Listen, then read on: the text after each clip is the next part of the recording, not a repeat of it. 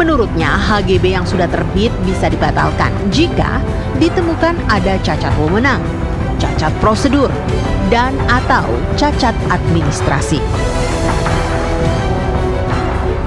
Ihwal pembatalan HGB itu diatur dalam Peraturan Menteri Agraria dan Tata Ruang atau BPN Nomor 9 Tahun 1999 tentang tata cara pemberian dan pembatalan hak atas tanah negara dan hak pengelolaan. Intinya setiap keputusan itu bisa dicabut, setiap keputusan negara bisa dicabut. Bisa karena ditemukan cacat administratif di kemudian hari atau karena putusan pengadilan, ya. Nah, jadi mungkin dalam kasus ini adalah sang gubernur mengusulkan pencabutan itu karena ditemukan ada cacat administratif. Nah, pada konteks itu maka itu dimungkinkan bagi pejabat yang mengeluarkan keputusan HGB itu untuk mencabut hak tersebut.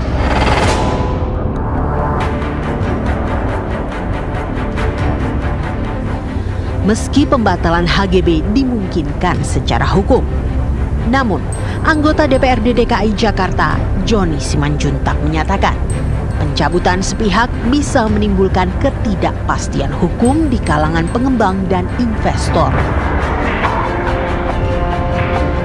Ia pun menilai, belum disahkannya 2 raperda reklamasi tidak bisa dijadikan sebagai alasan permohonan pencabutan HGB Pulau C, D, dan G. Pengembang itu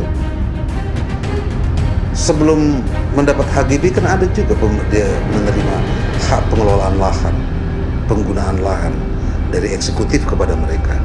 Berdasarkan HPL itulah mereka mengurus HGB. Bahwa HGB sudah diserahkan kemudian, saya pikir tidak begitu mengganggu kepada 2 raperda ini. Karena itu bisa berjalan beriringan kok.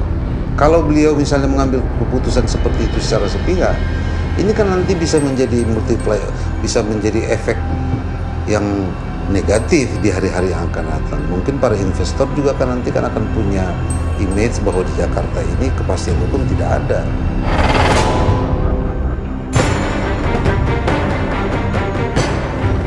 Berbeda dengan Dewan, Koalisi Nelayan Tradisional Indonesia KNTI berharap keinginan Pemprov DKI tak hanya sebatas saling berkirim surat alias korespondensi. Berdasarkan Undang-Undang 27 tahun 2007 tentang pengelolaan wilayah pesisir dan pulau kecil, praktek-praktek reklamasi dan lain sebagainya yang menggunakan ruang laut ini harus ada rencana zonasi.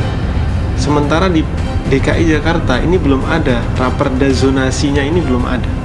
Sementara bangunan ini sudah ada, ini kan cacat substansi. Nah, kami menyayangkan mengapa kemudian pemerintah pusat, hal ini kemudian BPN sekarang ya, Badan Pertanahan atau Agraria dan Tata Ruang kemudian menolak atas kemudian itikan yang disampaikan oleh pemerintah DKI.